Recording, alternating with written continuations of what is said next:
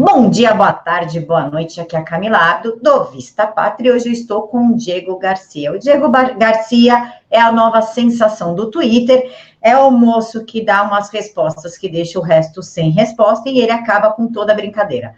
Ele também é cientista de dados e aluno do Olavo. Diego, muito obrigada por aceitar falar com a gente. Olá, senhoras e senhores, estamos aqui. Depois dessa abertura aí, eu fiquei até sem jeito, tá? Bom, obrigado pelo convite, Camille. Diego, já começa explicando aqui para a gente, né, o que seria um cientista de dados? É alguém que sabe mais da gente do que a gente mesmo por invasão de computador, de celular, ou não tem nada a ver? Então, você tem 3 e-mails não lidos lá, tá? Você tem que dar uma olhadinha, porque um é um boleto. Não, é brincadeira. Não, o cientista de dados, basicamente, o que a gente faz hoje, a gente tem centenas de bilhões de dispositivos, tudo gera dados, então a gente precisa analisar tudo isso. A gente precisa gerar as estatísticas que a gente consome dia a dia. Todas as estatísticas que vocês analisam, todos os dados que tudo gera, são grande parte analisados por cientistas de dados que vão converter isso, seja em produtos, seja em vantagem competitiva para quem vai usar esses dados, né?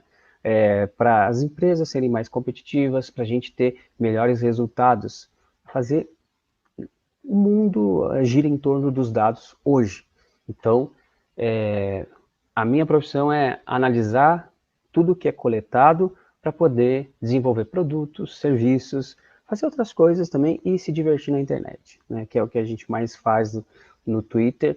Essas coisas que a gente faz, eu gosto bastante, porque a gente expõe coisas que estavam ocultas, ou gente que está mentindo, ou gente que está usando o dado de uma forma que não deveria usar, né, para emplacar narrativas, omitir informações, e a gente tem um papel de um compromisso com a verdade, embora ela seja, digamos assim, o nosso compromisso é com a imparcialidade. Então, o que é fato, está lá escrito, cravado na pedra, né? E uma mentira precisa de outra mentira para se sustentar, e ela não dura por muito tempo. Então, é isso que é o trabalho dos cientistas de dados. Retirar insights, entender o que está acontecendo e transformar isso em várias outras coisas. Diego, então já vamos começar aqui falando de uma ação que você fez, que ficou amplamente conhecida no Twitter, que foi monitorar aquela história do robôs, dos 1.700 robôs, enfim. Você pode explicar para a gente o que você fez, por quê e se der como? Não sei se há a possibilidade de explicar algo matemático em tela, mas você pode explicar? Não, tem como explicar, assim. Basicamente, quando eu comecei no Twitter, foi há pouco tempo, assim, eu comecei em fevereiro desse ano, assim, que eu fazia algumas coisas lá pelo Facebook e tal, e eu ficava muito bravo, assim, por questões de estatísticas que publicavam, que tem muito robô, que as eleições foram manipuladas e teve a presença de robôs, teve impulsionamento de campanha, estatísticas que apresentam sem pé nem cabeça, e eu ficava muito assim, nossa, isso é mentira, eu conheço esse dado e é totalmente mentira, eles pegaram uma parte parcial e estão noticiando. E aí eu falo assim, não tem não tem alguém que possa desmentir isso, e aí não tinha essa pessoa. E aí eu comecei a me interessar mais e a apostar, e eu vi que as pessoas adoram estatística, elas amam estatística, elas querem aprender e querem saber como. Então, tudo começou, além dessa parte aí da análise dos robôs, começou lá atrás, quando tiveram aquelas publicações daquelas fotos das queimadas, por exemplo, primeira vez, que aí era foto antiga, eu catei todas essas imagens lá, que tem os dispositivos do Google, para você catar, tem o reconhecimento da imagem, você consegue catar onde ela está, a primeira origem dela, onde ela foi postada. Então, tipo, de 20 fotos que postaram, pessoas famosas e tudo mais, 95% eram fotos antigas, ou não era do Brasil, ou era uma foto nada a ver, aí uma das 20 fotos era real. Então isso daí me motivou e teve muito acesso a essa publicação, eu fiz no Conexão Política, que eu recebi na época o convite do Davi para escrever, né? E aí depois eu vi que deu muito efeito, depois teve a análise com as queimadas, em relação às queimadas, e porque eu fui no site do INPE e analisei o consolidado, que é os dados todo agrupados, assim, por mês fechadinho, e olhei assim, nossa, isso está normal, é uma série normal, digamos, as queimadas estão no seu pico normal para o período do ano, é normal, em agosto está desse jeito, por que estão falando isso? E aí eu fui analisar, todos eles estavam reportando os últimos 7 anos, os últimos 5 anos, sendo que no período lá de 2003 a 2008, que foi a Marina Silva, teve o pior pico de queimada do Brasil.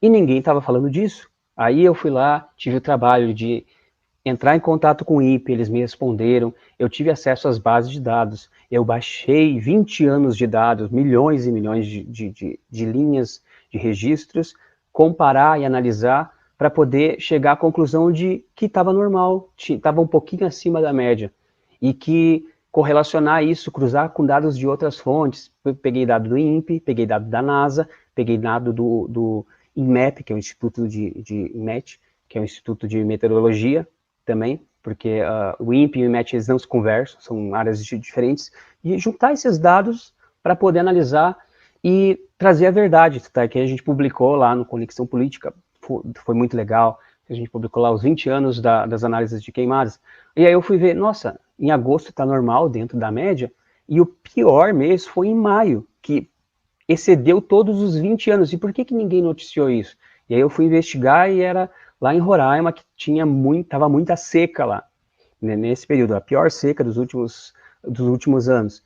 Então, essas coisas assim, de mentirem com estatísticas, foi me instigando e as pessoas gostam muito. Então, eu sempre quis desmentir essas falácias, essas coisas, e porque eu era muito inconformado com isso. Hoje, por exemplo, essa análise que a gente fez lá, que a Algimar Mendes falou, os dados foram impulsionados, os dados das hashtags da última semana, por 1.770 perfis. E eu fui atrás, isso é mentira, não pode ser. Né? Tanto que a gente foi lá, lançou o tweet zero, comecei a monitorar os últimos 10 mil tweets, e realmente lá, quando a gente vai olhar, tinham 20 usuários que foram responsáveis por 20% de todos esses tweets. Aí você vai olhar, tinha um usuário que em algumas horinhas ali, ele tweetou 200 e poucas vezes. Aí você isola mais um pouquinho a fração do dado, você pega e vai no detalhe, que a gente chama de grão, né? Aí você vai lá, em 1 minuto ele tweetou 25 vezes. Falou, nossa, esse cara tem que ser rápido para fazer isso. Aí você abre, você vai ver que é tudo retweet, que ele só foi clicando e retweetando. E não tinha nada de automatizado, era uma pessoa normal, simplesmente dando retweet. E aí, quando eu fiz essa análise, o pessoal que fez essa análise realmente, que foi o portal Vortex, aquele se manifestou, disse, não foram 1.770 perfis só. Foram 90 mil perfis que impulsionaram essa hashtag. É que esses 1.770 perfis tiveram muitos tweets que impulsionaram mais ainda. Então, são essas narrativas que a gente vai quebrando quando a gente vai fazer a análise, porque isso faz parte do método científico, que quando você tem uma análise em cima de uma base de dados que seja, se eu reproduzir a mesma análise, eu tenho que ter o mesmo número para a tese científica se confirmar. Então, tem muita gente que pega esses dados e conta de uma maneira diferente. Nesse caso, o dado não estava errado, a análise estava correta deles. Realmente, 1.770 perfis tiveram maior participação porque tweetaram muito, mas foram 90 mil tweets, 90 mil pessoas que tweetaram, que elevaram a tag. Então você pega só uma fração e isso distorce tudo. Isso se chama mentir com estatística. E isso a TV faz muito, todos os órgãos de mídia fazem isso. Então é isso que eu fico inconformado e é isso que eu tento trazer no meu Twitter lá, que é o Publico, para poder, digamos assim, trazer um outro lado da versão e desmentir essas falácias. Porque eu acho isso inaceitável para quem trabalha com esses dados, isso chega a ser vergonhoso.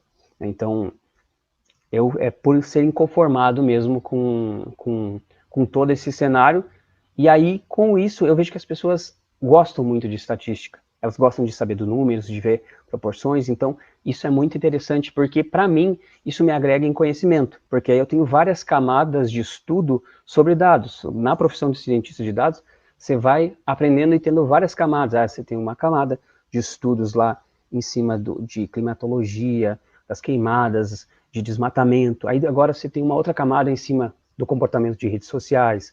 Então você vai agregando camadas de estudo, uma em cima da outra, e você vai ganhando conhecimento e expertise, né? Então por isso que, para mim é interessante, eu gosto de minerar o dado, saber o que está acontecendo, saber se é verdade ou não. Então você vai sempre atrás da verdade, que aí você desmonta as narrativas que vêm. Ô Diego, me diz uma coisa, qual a importância de análise de dados no atual cenário político? Hoje, o cenário político, assim, em relação à análise de dados, dá para ter uma percepção muito grande em relação a...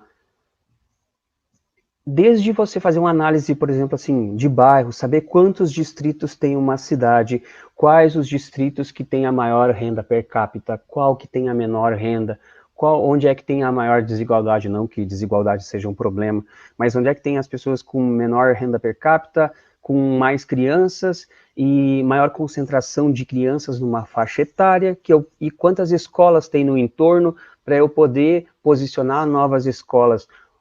A política e os dados estão totalmente ligados.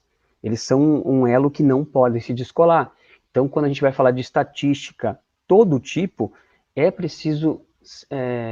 esse é um mar de dados tão significativo que só pelos dados não precisa se deslocar até uma comunidade pobre para ver quantas pessoas tem lá. O censo já fez isso, o censo foi lá, entrevistou as pessoas, perguntou quanto elas ganham e tudo mais. Você vai fazer uma análise, nessa região aqui tem a maior concentração de pessoas mais pobres, tem a maior concentração de crianças dessa idade, precisamos colocar creches aqui. Então, os dados são inteiramente ligados e é uma relação muito íntima. Então, todo o político que se preze, ele precisa entender, eu acho, um pouquinho assim, de ter pessoas que assessorem nessa parte, ter pessoas que assessorem ele na parte jurídica, principalmente, e na parte de imprensa, comunicação. Então, é muito estreito esse laço. Então, eu vejo que muitos não fazem pela sua percepção própria. Mas fulano me falou que a senhorinha, eu sei, precisa ter essa parte do toque com as pessoas, né? Quando você pode ser técnico, você pode ser excelente naquilo que você for, mas quando você for tratar com pessoas, você precisa ser uma pessoa, você precisa ser humano. Mas, no grande geral, quando a gente tem que analisar o grande cenário para poder implementar uma melhoria, fazer leis, como colocar os recursos, fazer com que os recursos sejam empregados da maneira certa, você precisa fazer essa análise. Você precisa ter essa percepção, e aí você vê os problemas, e aí você vai checar em loco. Que aí, na grande massa, lá você vê os problemas, você identifica os problemas. E aí você vai checar se é verdade. Então, nisso você economiza muito tempo, muito dinheiro, muito recurso, e você otimiza tudo que você vai fazer. Então, você faz muito mais com bem menos. Então, por isso que me interessa tanto, porque a gente identifica problemas. Eu não, por exemplo, assim, quando eu estava trabalhando na questão das queimadas, eu não tinha relação direta em relação com a seca, se era mesmo assim, tá chovendo pouco e as precipitações estão bem poucas e a queimada está ocorrendo por causa disso. Eu não sabia se era isso ou se era questão porque os próprios fazendeiros estavam preparando o solo para fazer as queimadas para poder plantar, fazer um novo plantio, preparo da terra. Então aí com o dado você analisa que tem correlação das coisas, né? E aí outras pessoas vieram criticar esse dado e elas também acharam o mesmo resultado que eu. Isso foi muito interessante. Tanto que quando eu fiz as análises, ninguém veio me dizer assim, Diego, você errou aqui, você fez aqui. Não, muita gente veio me elogiar, e muita gente que é cientista também, muita gente que é crítico. Tiveram pessoas do próprio órgão, assim, por exemplo, do INMET, uma moça que trabalhou 5 anos lá, ela disse assim, nossa, seus dados estão certos, você cruzou com várias outras fontes, e eles se correlacionam, e eles fazem sentido, então você fez o método certo. E isso é muito legal. Então você constrói um conhecimento e você aplica aquilo na política também. E hoje eu vejo para os próximos cenários Tem análises que eu já estou fazendo e estou com elas quase prontas, que eu já sei mais ou menos como é que vão ser os próximos cenários daqui para frente, só pelos dados que eu tenho. Então, e eu sei como a gente pode impactar nisso para melhorar ou para ajudar pessoas corretas a estarem nos lugares corretos. Então, é isso que eu tenho feito. Nessa análise, nesse caso aí, desses 1.770 tweets, quando eu preparei isso, foi um experimento científico, também para provar que não tinha impulsionamento de robôs, mas também eu estava validando uma ideia, porque depois, posteriormente, isso pode se tornar um serviço que vai ficar online para a gente poder monitorar essas coisas, para evitar que nas próximas eleições, agora do ano que vem, ou 2022, a gente tenha questionamento. Isso aqui foi impulsionado por robôs? Não, está aqui o dado, está aqui, é verdade, o dado que está aqui, ele é real, né? E qualquer pessoa que tem conhecimento de desenvolvimento vai poder auditar esse código, vai poder comprovar que o que está ali é o que está publicado. Então a gente evita e mata essas narrativas. Eu vejo pelo Flávio, o Flávio Morgan tomou o processo lá do Caetano, pela hashtag e tudo mais, e eu acredito, e como faz muito tempo, eu não tinha acesso para analisar, acho que foi 2017 isso, não tive tempo eu não tive acesso, porque o Twitter ele te limita, por exemplo, eu não podia analisar. Se fosse hoje, que vai sofrer um processo, eu conseguiria analisar, dizer, não foi ele que criou a hashtag, ele só impulsionou, como eu já fiz outras vezes. Então, você evitaria da nossa gente aqui, pessoa do nosso círculo, sofrer com a perseguição política, sofrer por a sua opinião, de passar por perrengue por coisas que não cometeu. Isso, às vezes, são muitas injustiças. Então, é para isso que há o trabalho que é feito, para que a gente possa, nada mais que a verdade. É isso. Basicamente é isso. Ô Diego, você também fez uma ação que chamou a atenção do MEC, né? Pelo menos do ministro Weintraub. Que ação foi essa? O que você identificou?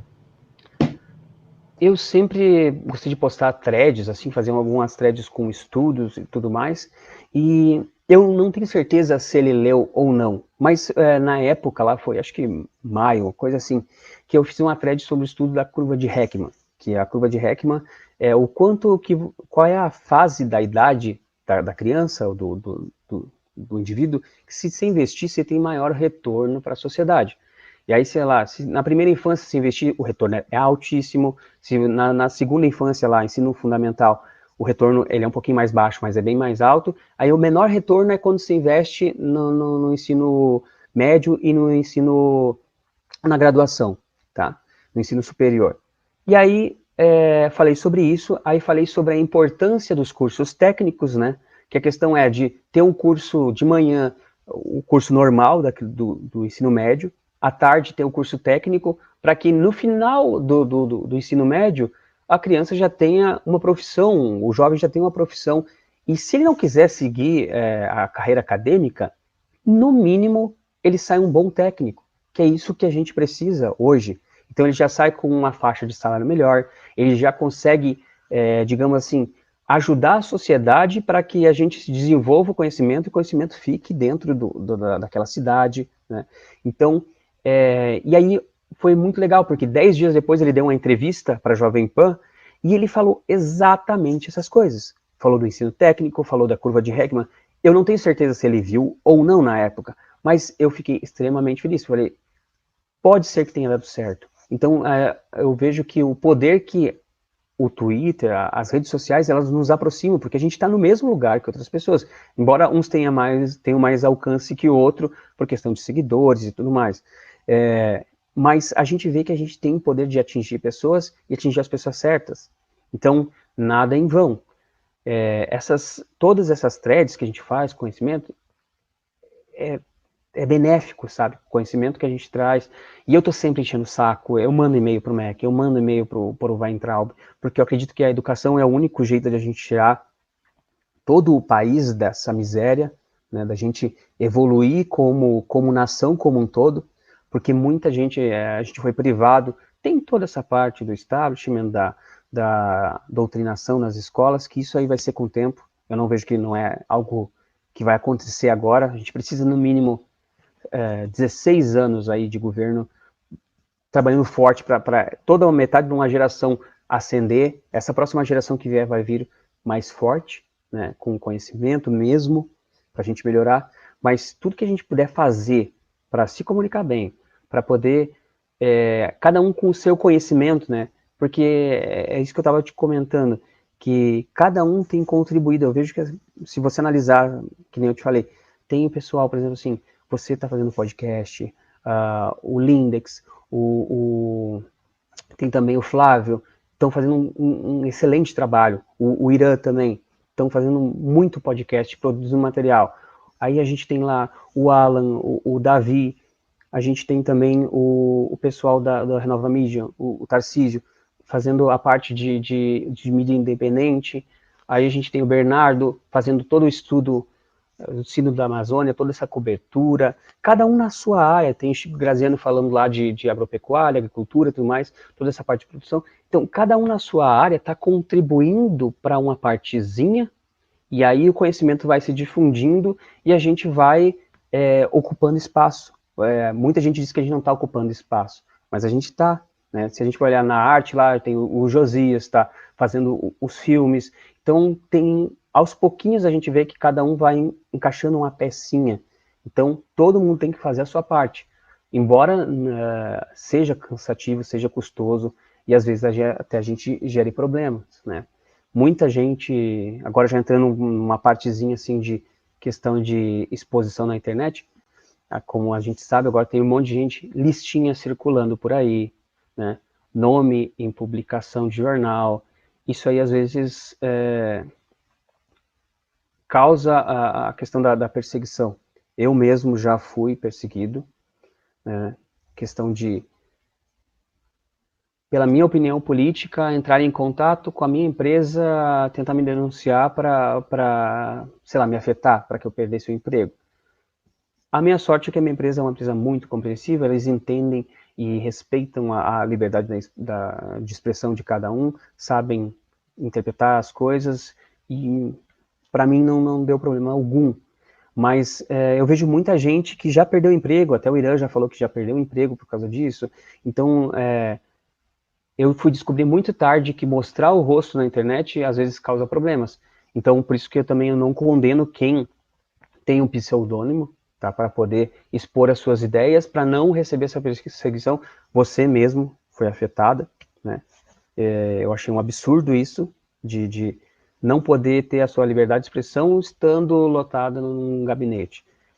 Isso é um absurdo, porque isso já vem desde sempre, todos os outros partidos sempre fizeram isso, e hoje é inadmissível que você esteja lotado abaixo de um gabinete, ou coisa assim, não possa expressar as suas ideias, expressar ou defender as ideias que você defende mesmo, por causa de perseguição. E aí acontecer de você ter que deixar o seu emprego, isso é um absurdo. E eu não sou conformado com isso. Tem toda essa parte também de como você vai agir na internet, né? Então, eu sempre me preocupei em não ofender as pessoas, não desrespeitar, não fazer webbullying, aquelas coisas que falam, stalking. Sempre me preocupei em ser polido na hora de criticar, para não ter esse retorno, né? Que a minha meta é 3 coisas: não parar na CPMI, não levar processo e não perder emprego. Então, eu tenho meio que sempre seguido uma linha para não quebrar, não infringir a lei, né? Então, que a nossa ideia é sempre expor a nossa ideia, combater ideias, né? E não combater argumentos, e não combater as pessoas. Então, isso tem dado muito certo.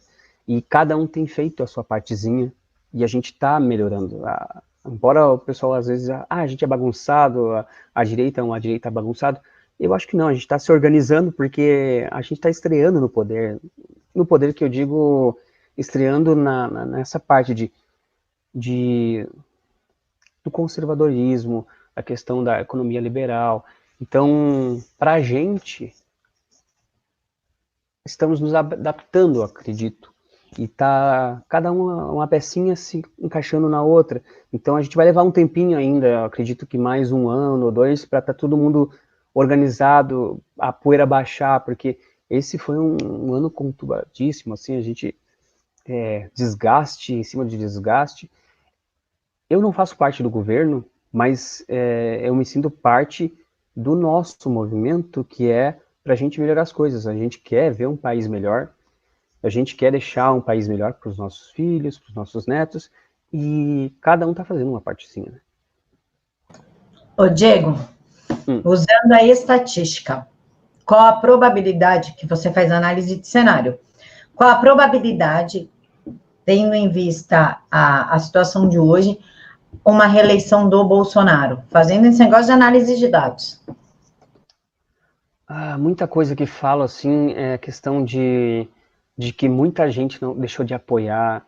Isso é pura balela, assim. Quem conhece e está acompanhando o trabalho e quem se informa pelas redes do próprio Bolsonaro, dos filhos dele, está recebendo informação, isso é uma coisa bem legal, porque a gente está recebendo toda hora estatística, ó como é que está a segurança, ó como é que estão os números de homicídios, ó como é que está a economia, olha como é que está o PIB, olha como é que está a bolsa, isso aí está sendo muito legal, esse é um trabalho muito legal, porque contra números não tem argumentos. Então, assim, a questão, assim, a matemática é básica, se ele não nos decepcionar, que é o que ele não tem feito até hoje não me decepcionou, vai se manter essa questão dos votos que foram na primeira eleição, tenho certeza. Questão relacionada assim, depende como ele também vai montar a chapa dele, depende de muitas decisões, né? Então, nesse ínterim, ele vai indicar alguém para o STF, então pode ser que, dependendo da indicação, tudo mude. Então, tem muitos cenários que tem essas coisinhas de incógnita. Se o cenário se repetisse hoje, mudasse só o vice, por exemplo, que fosse o príncipe, eu acredito que nesse cenário teria reeleição, mas depende de quem ele vai indicar para o STF, porque quando você vai analisar a estatística, você tem as variáveis, né? Variáveis são os fatores que vão influenciar o seu resultado final. Só que nesse meio do caminho, lá na ponta, tem outras variáveis novas que vão entrando que você não tem como calcular. Você não tem você não sabe como é que as pessoas vão reagir, como é que a imprensa vai reagir, você não sabe o que estão articulando por trás no STF. Então tem vários cenários que podem mudar tudo. Por exemplo, assim, se o Lula tiver todas as condenações anuladas e ele voltar para a política, eu acredito que ele não tem mais a força que ele tem, mas ele ainda faz um barulho. Então, tem o Centrão lá que vai concentrar vários votos lá, vai pegar Novo, vai pegar PSDB, vai ter todos aqueles 10, 15% de votos concentrados naquele Centrão lá e que vai diluir entre todos, aí o resto vai ficar entre a esquerda e a direita. A direita tem o maior número, hoje, né? Mas tem esses cenários que vão ir acontecendo agora nos próximos períodos que realmente, assim, a gente fica cego, a gente não consegue ver. Tem um horizonte, assim, porque não é tudo certinho, assim, a lei como é a lei. A insegurança jurídica causa isso. A gente não consegue prever por causa da insegurança jurídica. Se fosse a lei como é a lei, os projetos passando, todos esses projetos que estão para entrar aí, de pacote anticrime é excelente, já está na prioridade certa, porque para a gente fazer todo o resto do saneamento, né, as pessoas precisam estar vivas primeiro, né? Então, todos esses pacotes que vão entrar, pacto federativo, tudo mais, se fosse um cenário regular, a gente vê que vai ser aprovado, a Previdência já foi, e aí a gente vê que o número vai melhorar do país, a gente vai elevar a PIB, o desemprego vai cair e tudo mais. Ele estaria reeleito. Mas a gente tem todos esses fatores externos que aí isso impacta no resultado final. E aí a gente não sabe com quanto impacta, né? E a gente não sabe, amanhã depois forçam alguma pedalada fiscal, alguma coisa assim, por questão do orçamento. Eu acredito que não vai acontecer, porque o Bolsonaro está muito bem assessorado. Então, esse ano já tentaram algumas vezes criar custos novos para ele ter que dar a pedalada fiscal e aí processo de impeachment. Então ele já está bem blindado, já está bem esperto em relação a isso. Então, quem fala que ele não vai chegar até o final do mandato, eu acredito que ele vai chegar até o final do mandato, e se não tiver nenhuma intervenção de STF e nada fora do normal, ele vai se manter, até porque a gente está apoiando. E no momento que a gente deixar de apoiar, aí ele perdeu. Porque aí quem está mantendo isso, o exército vai intervir. Eu acredito que se, por exemplo, quiserem fazer um golpe, alguma coisa, ou a gente for para a rua, que nem a gente foi maciçamente lá em maio, o exército vai manter, porque é a decisão do povo. Então, tem essas questões assim. O que eu mais vejo é mais desse cenário político com o Lula, né? Questão de tipo, tirar todas as acusações dele, inocentar de tudo e ele voltar a ter os seus direitos políticos. Pelo que parece, está se caminhando para isso. Está se caminhando para a suspeição do Moro. Então tem todos esses cenários aí que vão impactar no meio do caminho. Por isso que deixa tudo muito nebuloso, não é aquela questão de risco controlado. Você não consegue fazer estatística em cima disso, tendo esses cenários que podem acontecer. Então, hoje o cenário, se mantivesse assim, e lá no futuro só uma troca de vice-presidente, que pode ocorrer, ou pode manter o Mourão, não sei qual é a relação deles, hoje se manteria o número, né? Mas eu vejo que tem todos esses cenários externos aí que vão impactar, e aí isso aí torna tudo impreciso. E aí a gente não consegue ter uma precisão de dizer vai ou não vai. Mas eu estou otimista que vai. Se depender da gente, a gente vai colaborar para que vá, né? Então a gente está apoiando, continua apoiando, cada um fazendo sua parte. Ô, Diego, falando em robôs, a CPMI acusa que nós somos robôs, a maioria de nós. Existe alguma forma, ou você já fez alguma fórmula de ver quantos robôs realmente agem na rede e quanto é orgânico? Isso é muito questão assim de... O que eu tenho feito agora esses últimos análises que eu fiz, na verdade, foram pilotos. Pilotos que eu rodei em manual. Eu desenvolvi um processo lá que consome e eu fiz a análise manual. A ideia é colocar isso num processo automatizado, para que ele possa fazer essa análise e aí já vai nos dizer, quem é que é robô? Você consegue identificar, tem muitos sites de automação que você consegue colocar lá, retuita esse tweet, toda vez que essa pessoa tweetar, você vai lá e retuita. Isso aí tem vários. Aí você consegue identificar isso pelo usuáriozinho lá que ele loga na hora de fazer o retweet. Você tem um usuário que ele retweeta de 20 em 20 minutos. Você vai olhar lá nos tweets dele, lá tem 20 minutos de espaço entre um e outro, de intervalo. Então você consegue identificar com essas regrinhas. O problema é que são milhões e milhões de tweets. O que você consegue fazer é monitorar, por exemplo, hashtags. Aí você consegue monitorar uma hashtag, onde é que ela surgiu, se as pessoas estão... se tem algum robô que está tweetando demais e impulsionando isso. Isso é uma coisa que vai ser mapeada e que eu quero deixar rodando para as próximas eleições já. Porque os meus pilotos, os meus testes foram agora. E eu vi que dá certo, a análise traz certinho e eu consegui chegar no resultado que eu queria, para ver se era ou não era. Então isso aí dá para fazer sim, tá? Tudo que dá. Claro que você pode ter alguém lá que desenvolve um robô que vai fazer um tweet específico com aquela hashtag com um tempo randômico. É mais difícil de pegar? Mas não é impossível. Porque aí você vai ver lá um volume de tweets muito alto. Hoje nada passa desapercebido. Mas o que eu tenho medo mesmo, é essas manipulações que a própria plataforma do Twitter faz. E vão falar que não é. Muitas vezes eu já entrei em atrito com o Marcelo D2 lá, que ele me xingava de coisas escabrosas, fascista para baixo, e aí eu denunciava o tweet dele e dizia, não, as pessoas podem ter opiniões diferentes, mas vimos que não ofende. Aí você xinga o cara de idiota, você toma ban, perde a conta. Então, você vê que tem regras diferentes, né? E é muita questão de quem fez o quê. Então, uma coisa que eu quero fazer e que eu vou fazer, e já estou fazendo, que é os meus pilotos lá já estão funcionando, que é monitorar esse tipo de coisa, para depois a gente não ter discussão. Isso aí foi robô, não sei o quê. Não, tá aqui a prova.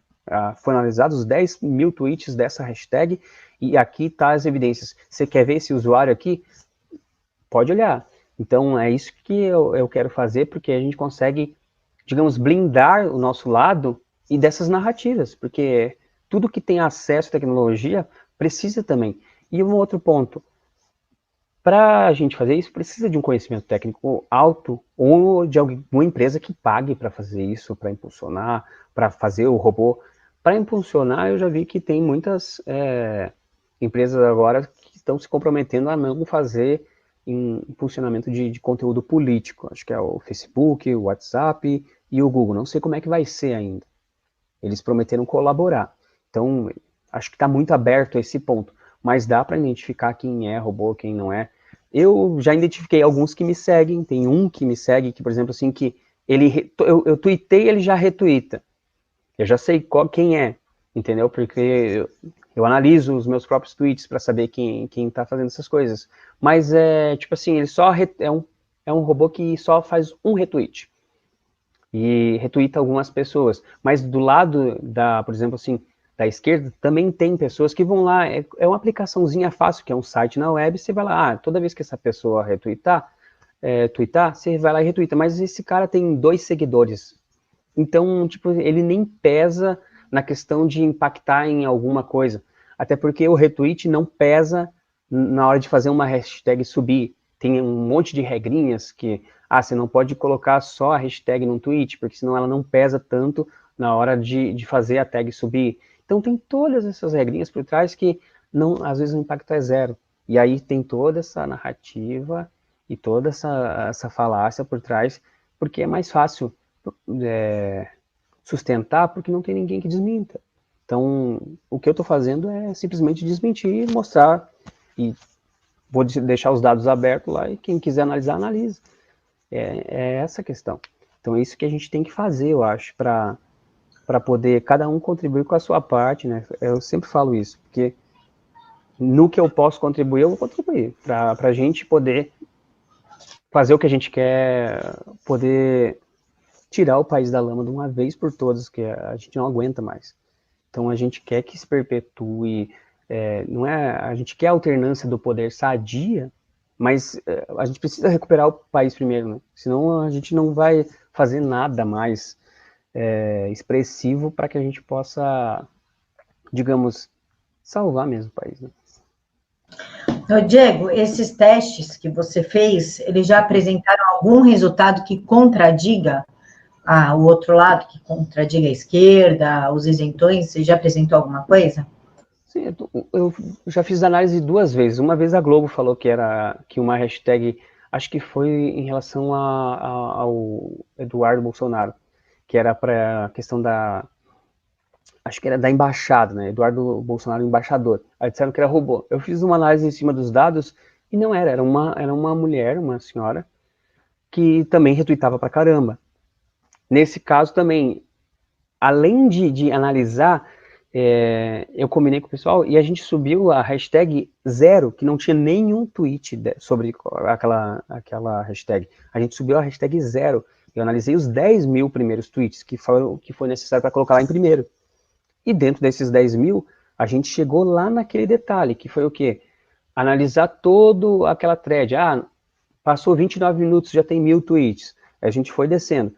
Depois de tantas horas, subiu para primeiro lugar. 10 mil tweets. Vamos analisar. Aí a gente foi lá e pegou os 20 primeiros usuários que mais tweetaram. Desses 10 mil, esses 20 pessoas contribuíram com 20%, é bastante. Aí você vai olhar o primeiro, ele em algumas horas ele tweetou 204 vezes.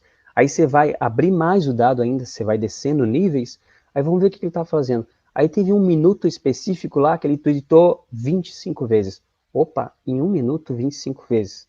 Vamos olhar no detalhe o que ele estava fazendo. Aí abri os 25 tweets, era tudo retweet.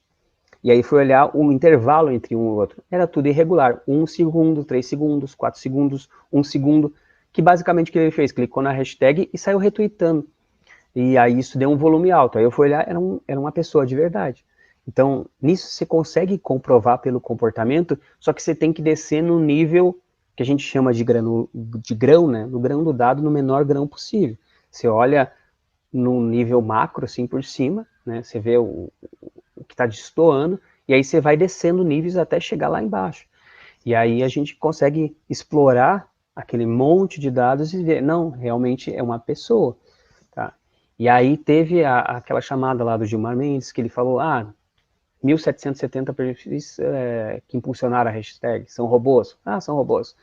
E aí eu fui atrás, depois que eu publiquei isso, o portal, o Vortex lá, fez uma thread lá dizendo que não, que tinham sido 90 mil pessoas que tinham tweetado, mas que 1.770 tinham tweetado mais. Era a maior parcela de pessoas tweetando que mais fizeram a hashtag subir.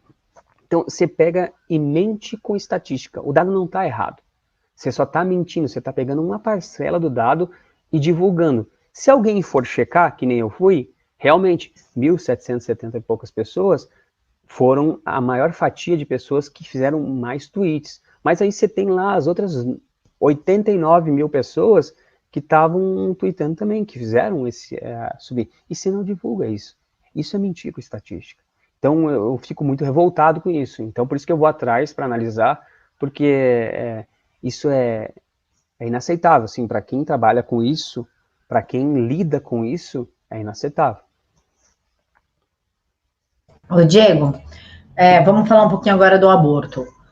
Para pressionar a população, o parlamento, eles falam 30% das mulheres que fazem aborto, 35% morrem, né? Sempre de 30% a 35% morrem, né? Dá para combater, se você pegar esses dados, analisar, existe alguma forma de você combater essa narrativa? Por exemplo, mas dessas 30%, 28% foram aborto natural, por exemplo. Existe como você ter acesso a esses dados e trazer para a gente? Tem muita coisa assim que não abrem, assim, tipo, tem muitas camadas de dados assim que a gente não recebe a informação. Até porque, assim, questão de aborto, muito é em clínica clandestina, que aí você só vai saber se a pessoa passou mal e ela deu uma entrada em um hospital. Então, tem muita parte do dado que se não recebe denúncia, isso não é registrado e se perde. Não tem isso aberto. Por isso que quando eu vou falar sempre de dados, assim, por exemplo, assim, assuntos polêmicos que eu vou tentar contrapor, por exemplo, assim, você tem aborto, você tem para falar das minorias, você vai falar sobre drogas, eu sempre procuro ir por uma outra abordagem, né? Aborto, por exemplo, como a maioria fala, começam a entrar naquela discussão, é aborto, não é, a partir de qual mês que é aborto. Eu sempre digo assim, não, a gente poderia não estar nem tendo essa discussão, a gente poderia falar um nível antes, que é o quê? Como prevenir. Hoje a legislação ela já defende que a mulher pode fazer um aborto legal, se for por causa de estupro, ou se a criança se o feto é anencéfalo, ou se também causa risco de morte, risco de saúde ou de morte para a mãe. A legislação já protege isso. Por que a gente não fala antes disso? Por que a gente já não aborda a questão assim da prevenção? Hoje já tem N métodos anticoncepcionais, né, que você pode já introduzir já na menina desde cedo, desde uma idade mais nova, e já conversar, por exemplo, assim, tem aquele que é um chip que você coloca embaixo da pele, fui olhar, estava R$2.000 e poucos, e ele fica 2 anos liberando hormônio que evita da gravidez. Aí se pensar assim, quanto custa uma gravidez quando para o Estado, questão assim do pré-natal, de a cesariana, que agora é lei, se não me engano, a cesárea, né? E aí, médico e tudo mais, quanto que o Estado gastaria prevenindo? E eu acredito que é muito, muito menor o custo da prevenção.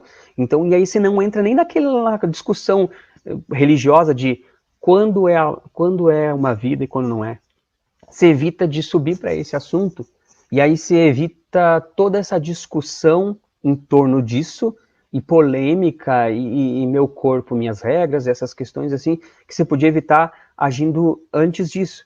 Que a gente entra naqueles assuntos das feministas, meu corpo, minhas regras. Não, a gente não está te pedindo de fazer ninguém te pediu de fazer uma tatuagem, ninguém te pediu de colocar silicone, ninguém te pediu de fazer tal coisa. É uma vida que está em jogo. Eu sou contra o aborto, deixo bem específico, por isso que eu quero trabalhar em questão assim de mostrar as estatísticas em relação a antes da gente entrar em toda essa discussão ideológica e religiosa e o que for. Você pode evitar tudo isso.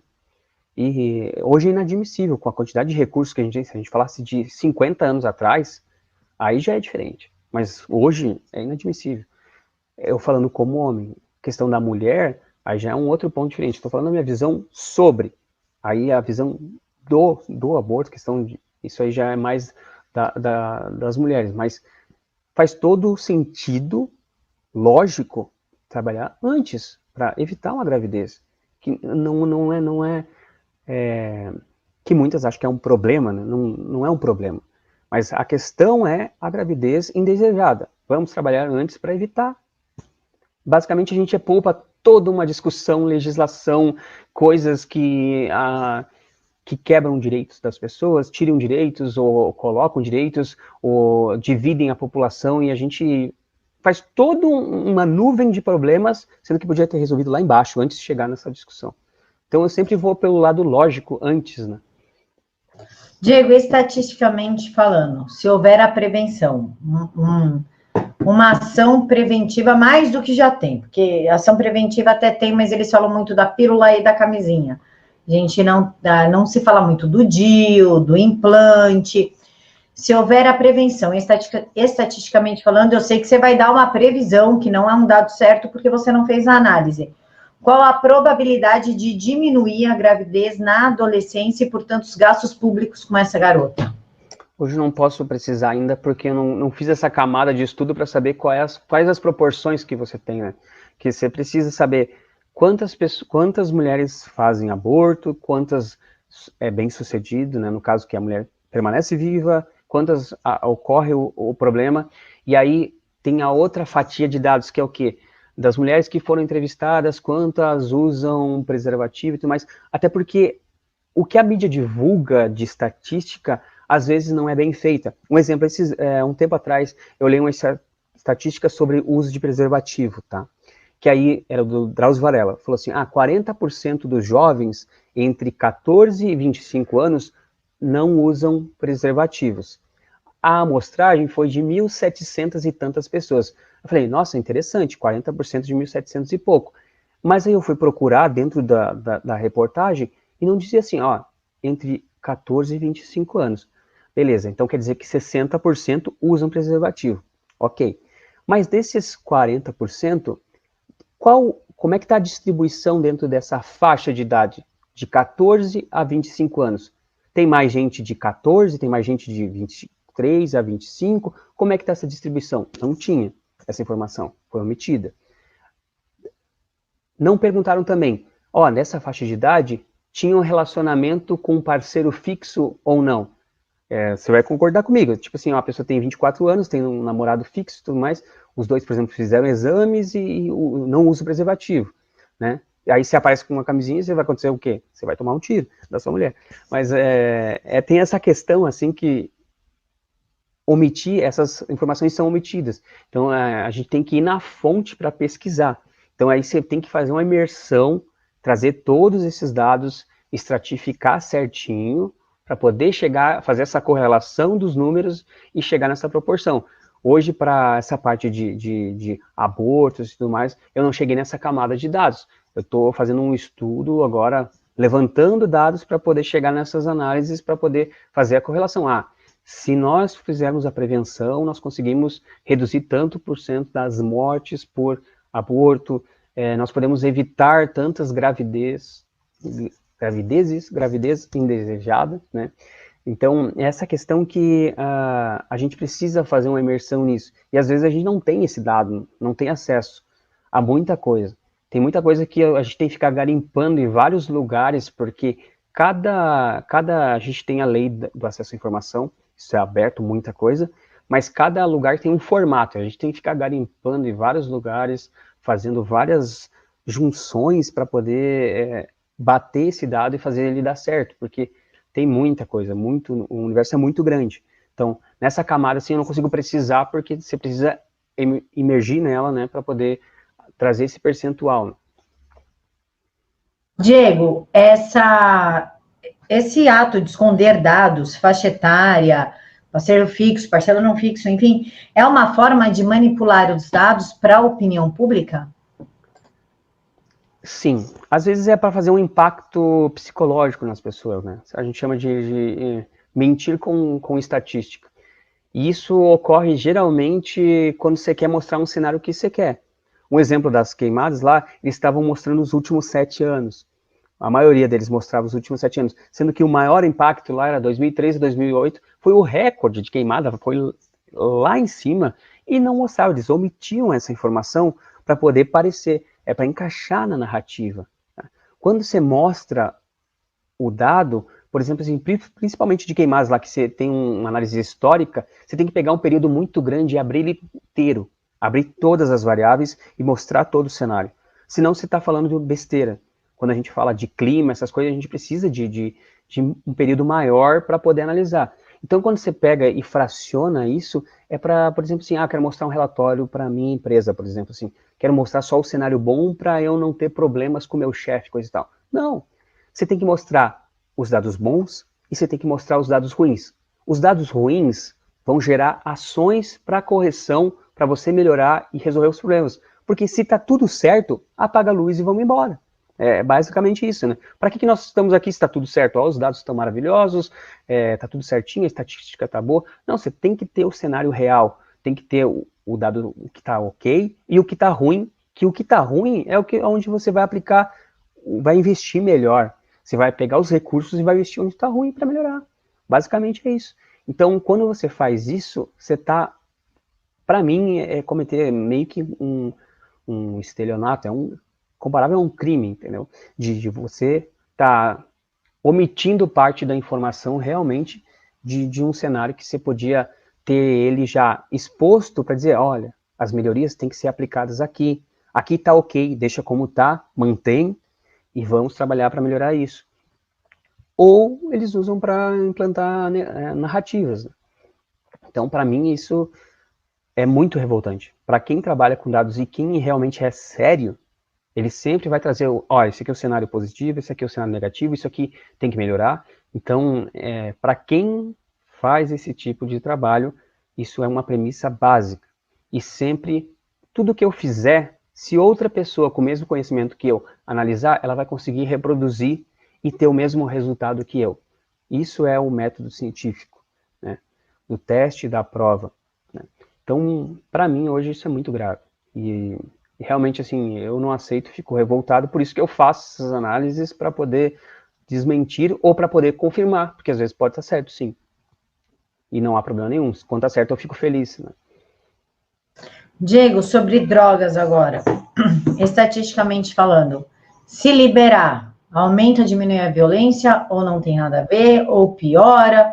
Está tudo na área dos dados, que dê para a gente, como, por exemplo, faz de conta que você fala assim, olha, não melhora em nada, e a violência não melhora e nem piora, continua a mesma coisa. E aí, daqui 10 anos, eu posso vir a te cobrar. Eu tive dando uma olhada, por exemplo, nas estatísticas do Uruguai, por exemplo. Acho que já tem uns 5 anos que eles liberaram a maconha lá.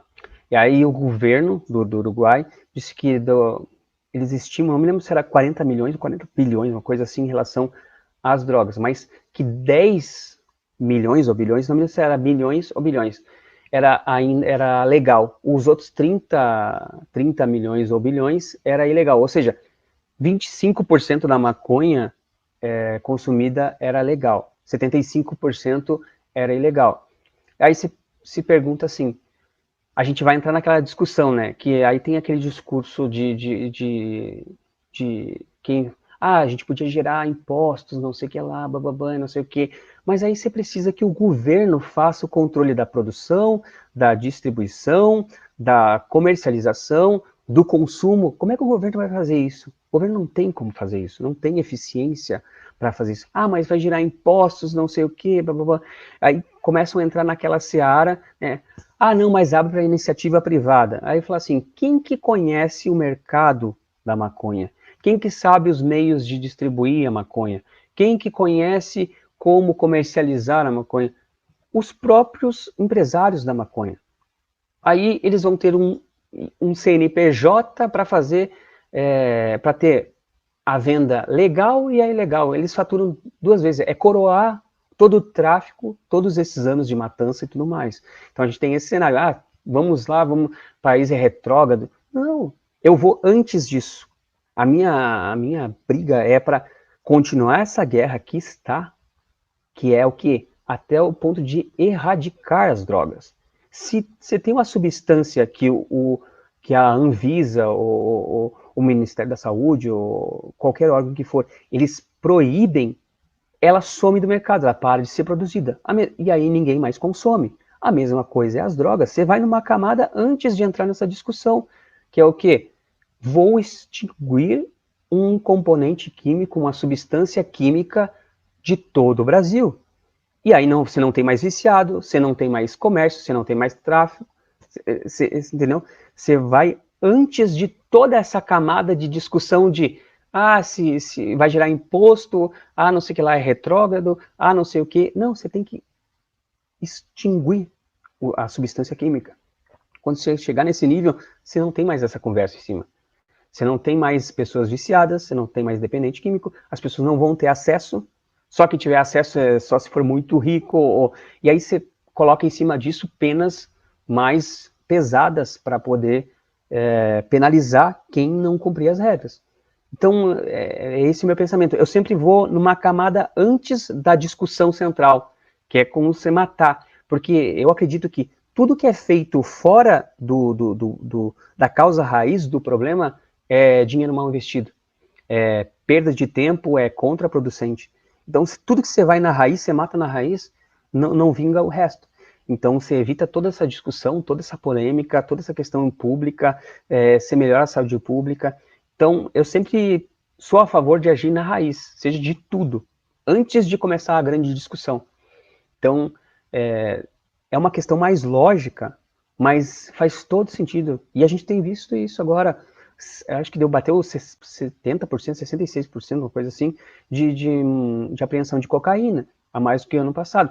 E aí você pensava assim, nossa, vou botar gente monitorando as favelas para não chegar a droga e não distribuir, não vender, coisa. Não, você vai, não deixa nem entrar a droga, já morreu ali. Então você vê que funciona, tá funcionando. Você mata na raiz, você não deixa nem chegar a substância no destino, pronto. E aí você expandir isso e deixar de uma forma tão dura que no futuro a gente vai chegar a extinguir um componente químico da sociedade. Aí você não tem mais o vício. Você não tem mais essa questão de toda essa discussão. Porque senão, um exemplo que o pessoal, mas se a gente fizer não sei o que, a questão das drogas geram impostos e... Não, a gente começa a comercializar aqui, daqui a pouco a gente tem empresário do ramo das drogas tentando entrar na política, como a gente já tem, sei lá, na Colômbia, as Farc, é basicamente isso. Então, a gente mata na raiz e evita que se alastre. Aí fala assim, mas e a bebida? A bebida é liberada e mata tanto quanto. Aí fala assim, a bebida já é uma coisa muito longa. E aí você vai olhar, já tem gente, por exemplo, assim, o Dona Ambev, o Jorge Lema, ele já tem políticos que ele está bancando para se tornarem deputados. Então, todos eles querem uma fatia, também assim, a parte de domínio de mercado e também querem entrar na política. Então você tem todos esses pontos. E aí, se você matar na raiz, você mata tudo. Então, eu sou sempre a favor de entrar, de fazer toda essa análise que a gente faz para chegar lá na raiz do problema e matar lá. Então, tudo que for feito fora da raiz do problema, enxugar gelo é contraproducente. Diego, nós já estamos aqui há 1 hora conversando, então eu vou te agradecer pela sua participação, pela conversa nos bastidores, que você me ensinou muita coisa. Vou te trazer de novo para a gente terminar tudo que a gente conversou nos bastidores. Você quer fazer as considerações finais aqui para o pessoal do Vista Pátria? Sim, vamos lá.